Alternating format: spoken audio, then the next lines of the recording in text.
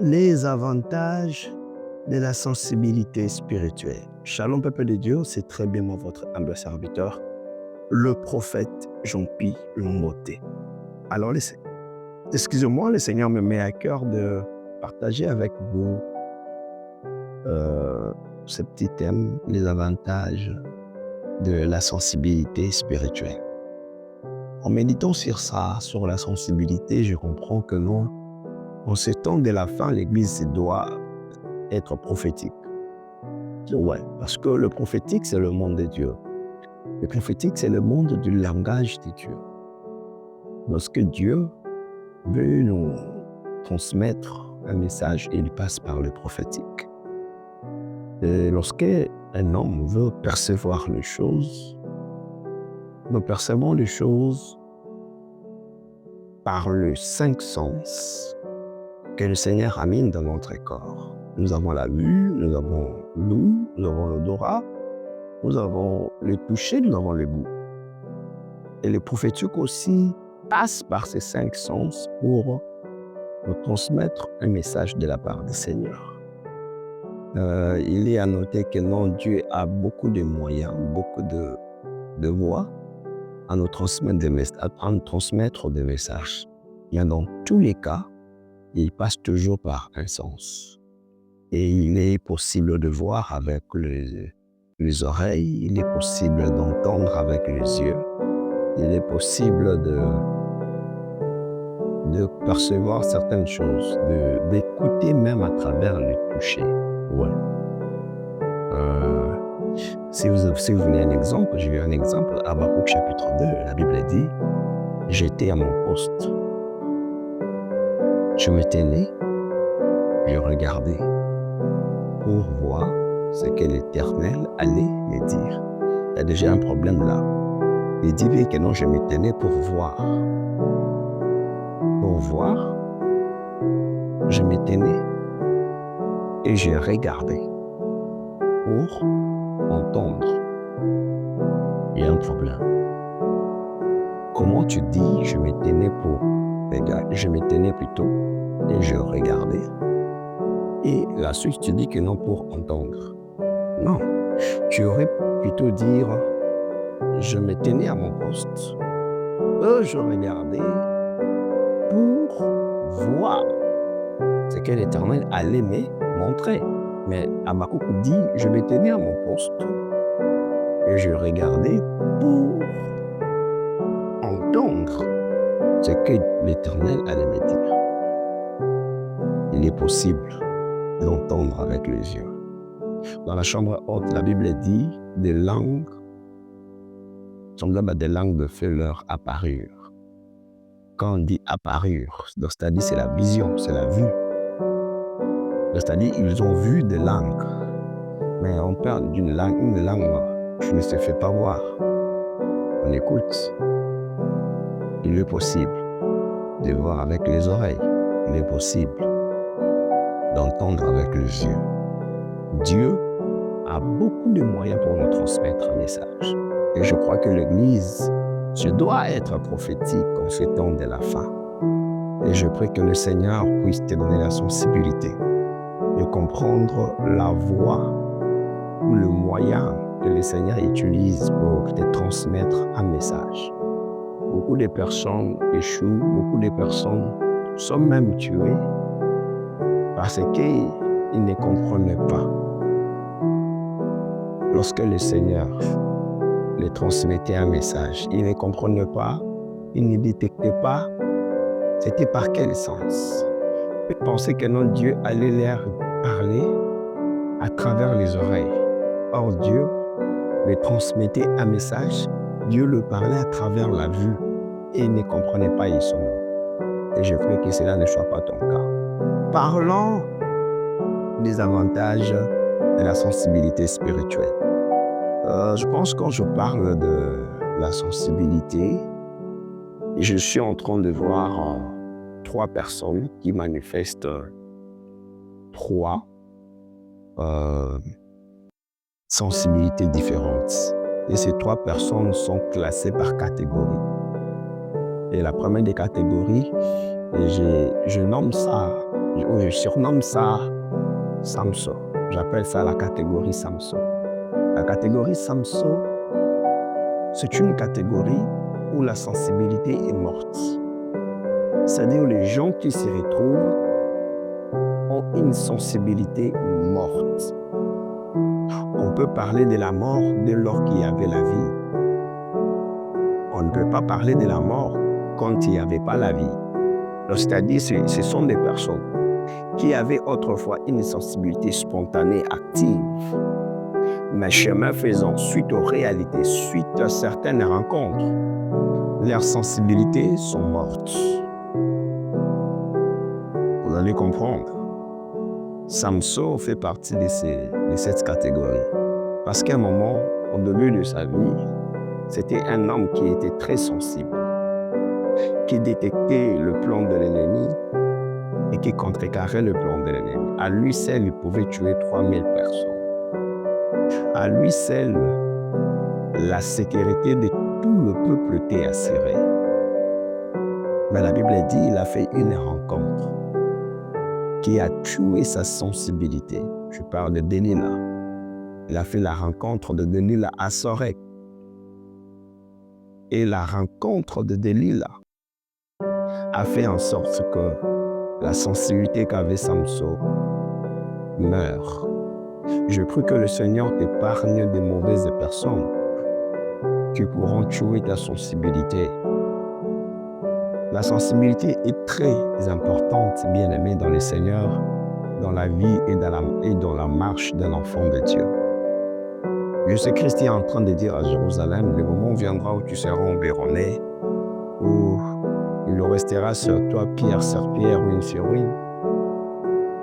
Tu vas mourir parce qu'on va t'environner. C'est dans Luc 19 qu'on vous lisait ça, vous allez voir.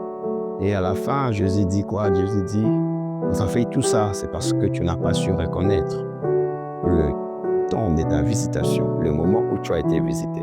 Certaines personnes meurent par le simple fait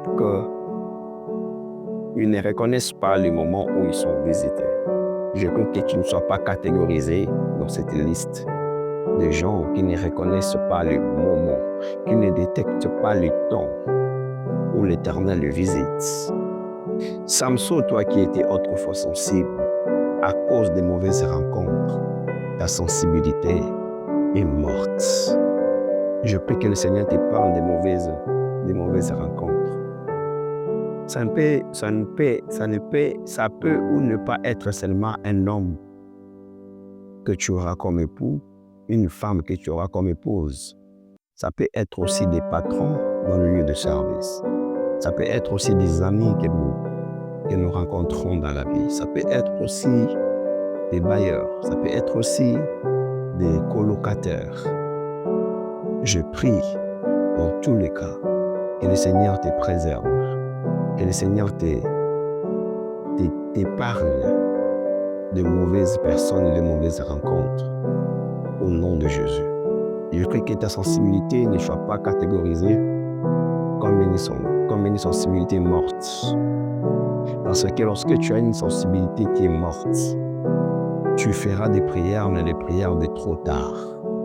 Vous allez remarquer que non, Samson, au soir de sa vie, alors que sa sensibilité était déjà morte, la Bible dit, cette femme-là, Delilah lui dit, Samson, les Philistins sont sur toi.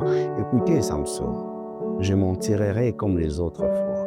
Les hommes qui ont une sensibilité morte se reposent sur les anciennes expériences. Non, nous fîmes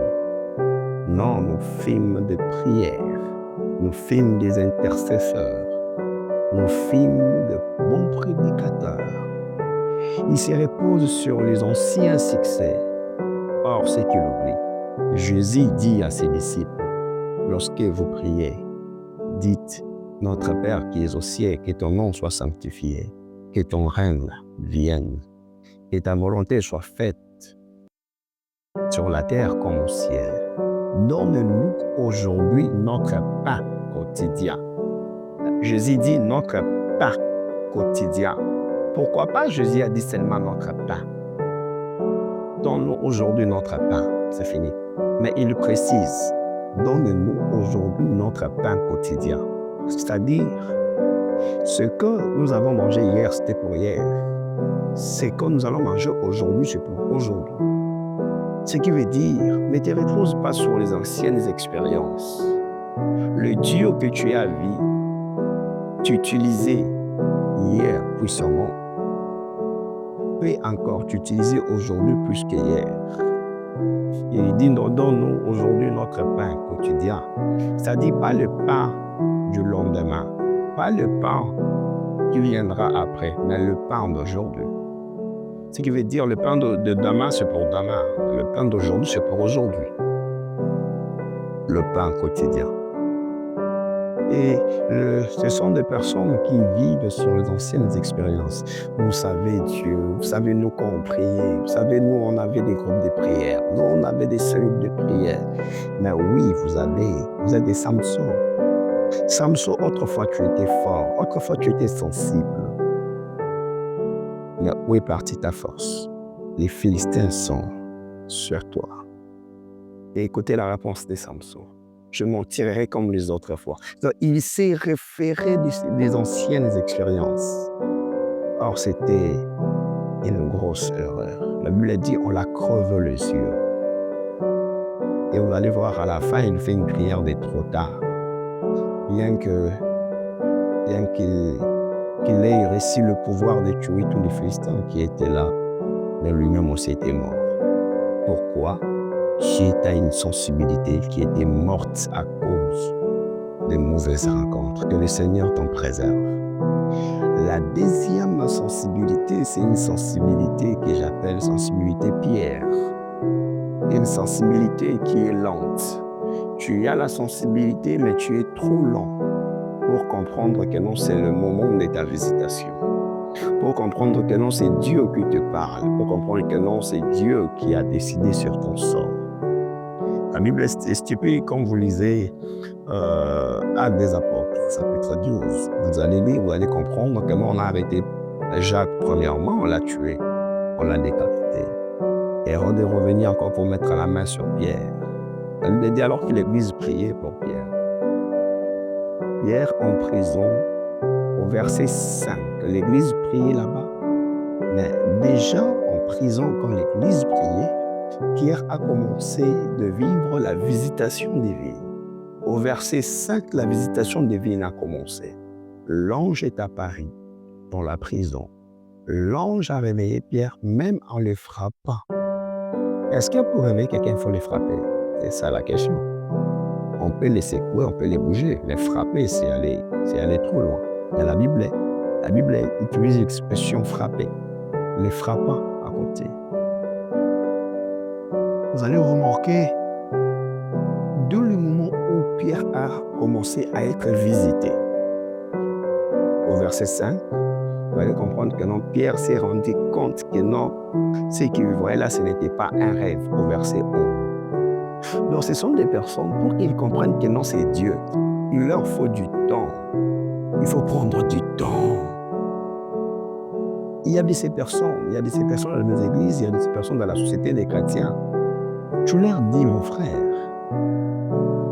ça là, c'est Dieu qui t'enseigne. Laisse cette voie-là. Mais pour qu'ils comprennent, ils attendent seulement les conséquences. Ce sont des personnes qui attendent longtemps, qui prennent le temps pour comprendre que non, c'est le moment d'agir. Jésus dit, tu seras détruit, tu vas mourir parce que tu n'as pas su reconnaître le moment où tu as été visité. Le premier avantage est que la sensibilité spirituelle nous épargne à faire des prières de trop tard. Le deuxième avantage plutôt, c'est la sensibilité spirituelle nous épargne à la mort. Oui. Et nous épargne le retard de la saison. Vous savez, il y a des personnes qui sont victimes des retards de saison. Oui. Et ils pleurent aujourd'hui. Tu vois, tu commences à considérer ton petit frère comme étant ton grand frère. C'est parce que tu es en retard. Tu as eu le retard de ta saison. Tu n'avais pas capté quand Dieu te visitait. Et je prie que le Seigneur puisse réveiller encore ta sensibilité, te faire quitter cette catégorie pour te ramener à la troisième catégorie. La troisième catégorie, c'est la catégorie que j'aime. C'est la catégorie que j'appelle la catégorie Sephora. Waouh! La catégorie Sephora, c'est une catégorie où on retrouve des gens qui ont une sensibilité prophétique, la sensibilité spontanée, la sensibilité qui ne demande pas beaucoup d'exercice pour poser un acte. Exode 4, le verset 24 au verset 26. On va comprendre que non, ici, il s'agit de Moïse. La Bible a dit, écoutez-moi très bien. La Bible a dit ceci, la Bible a dit que non, Moïse a eu un entretien avec Dieu. Dieu lui a donné les instructions qu'il devait remplir, obtempérer. La Bible a dit que non, Moïse ne l'a pas fait. Mais cependant qu'ils étaient dans un voyage, la Bible a dit que non, Dieu menaça Moïse au point même de le tuer. Lorsque Dieu parlait avec Moïse, Sephora, qui était la femme de Moïse, n'était pas là. Sephora ne savait pas le clause de cette causerie de Moïse avec Dieu. Parce que Sephora ne le savait pas. Et Sephora était surprise alors qu'il poursuivait un voyage. La Bible dit, Sephora vu que non, c'était Dieu qui frappait Moïse. La Bible utilise les termes attaquer. Dieu l'attaqua au point de le tuer. Sephora est une femme sensible. Sephora est une femme qui était très sensible. Une sensibilité spontanée. Une sensibilité prophétique. Il a directement détecté que non, ça là, c'est Dieu qui veut tuer mon mari. Et je ne veux pas que mon mari meure. Qu'est-ce que Sephora fait? Sephora est parti circoncire son fils. Il a pris le prépuce, mais l'a jeté devant son mari. Et il a appelé son mari de sang. Sephora qui t'a appris que non, pour apaiser la colère de Dieu, il a fallu que le sang puisse couler. My God. Le mystère du sang. Sephora qui t'a appris quelque chose. Qui t'a appris que non, Dieu avait dit à Moïse de circoncire son fils et Moïse ne l'avait pas fait. Qui t'a appris. Ce sont des genres de personnes que je suis en train de recommander sur ta destinée. Et c'est cette catégorie que je suis en train de prier que tu t'en retrouves là. Que tu te retrouves là au nom de Jésus. Laisse que tu deviennes sensible.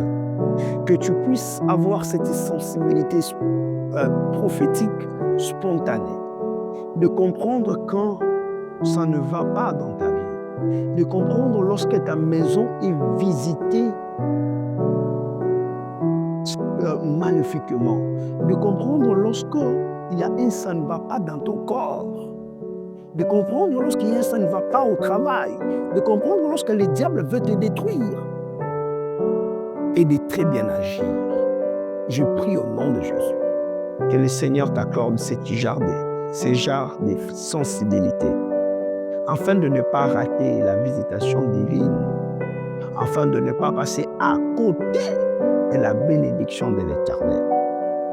Au nom de Jésus-Christ, quelle est la prière et les vœux de mon cœur pour toi. Ainsi prie avec foi. Amen. Shalom, que Dieu vous bénisse.